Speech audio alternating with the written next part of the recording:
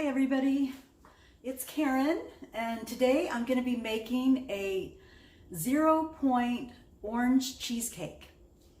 Now, I got this recipe off of the internet. I'm not sure where I got it, but I'm changing it anyway, so I can put the link in the description.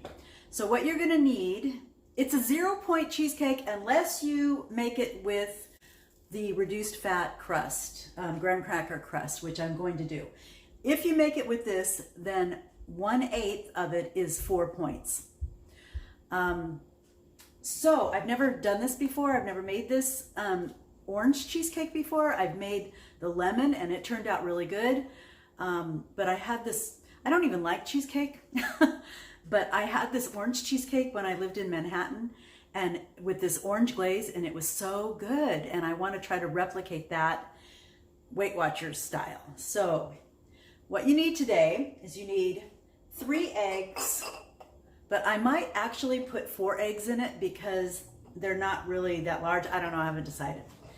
You need 3 cups of Greek non-fat plain yogurt, which I have right here.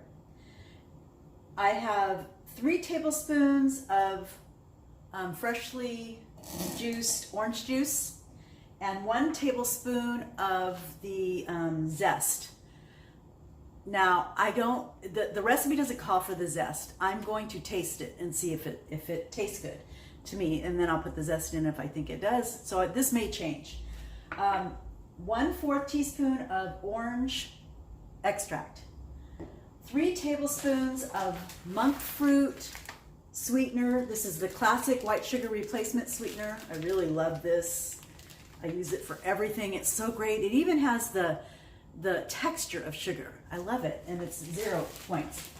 And then the last thing will be sugar-free, fat-free cheesecake Jello pudding mix.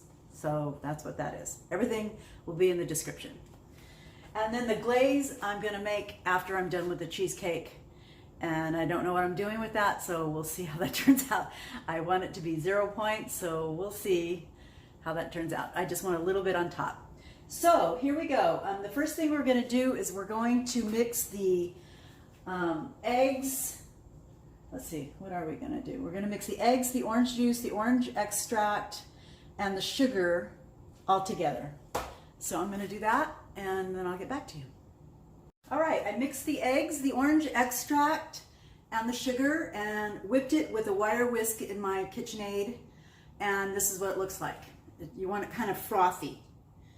Also, don't forget to set the oven at 350. Preheat the oven. So the next thing I'm going to do is I'm going to add the yogurt and the cheesecake pudding mix. I haven't added the zest yet because I want to taste it and see how it tastes with it and without it, and see if it needs it or not. Okay, I'll be back. And here's what it looks like before it goes into the oven. I just left the things out because I'm gonna have to be putting that down again anyway. So 30 minutes in a 350-degree oven, and that should be it for this. All right. Hi, so the cheesecake is done. I've let it rest, and now it's just sort of warm. It has maybe about 5 more minutes before you want to put it in the fridge. And I went ahead and made the orange glaze. I made it before you guys were here because I wasn't sure what I was doing.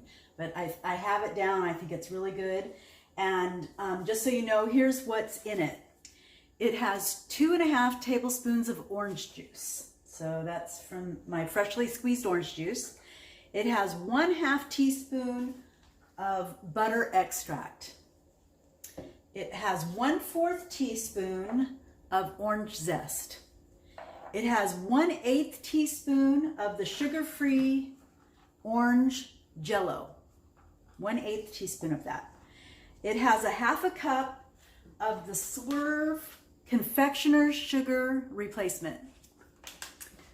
And it has 1/4 cup of vanilla. And it has 1 tablespoon of melted, I put it in the microwave, Land O'Lakes light butter with canola oil. And it comes, it's really weird because when you put this in the Weight Watchers calculator, it comes as 1 point.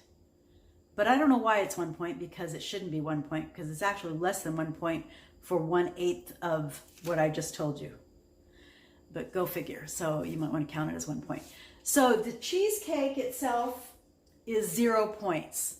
The glaze is 1 point, and the reduced fat graham cracker crust is 4 points for 1/8.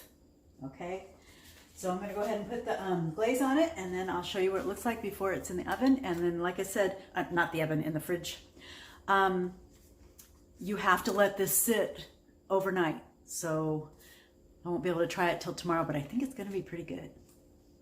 And this is the final outcome. What I did is I glazed the cheesecake after it came out of the oven, and it was still warm, which is fine, but I think what I would recommend is not glazing the cheesecake until you've waited the 24 hours after you leave it in the fridge.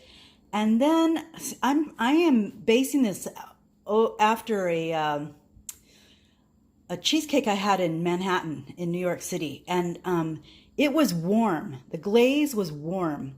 So what I would do is just warm up that glaze right before you serve the cheesecake, and then drizzle it on the cheesecake, rather than make the mistake that I did.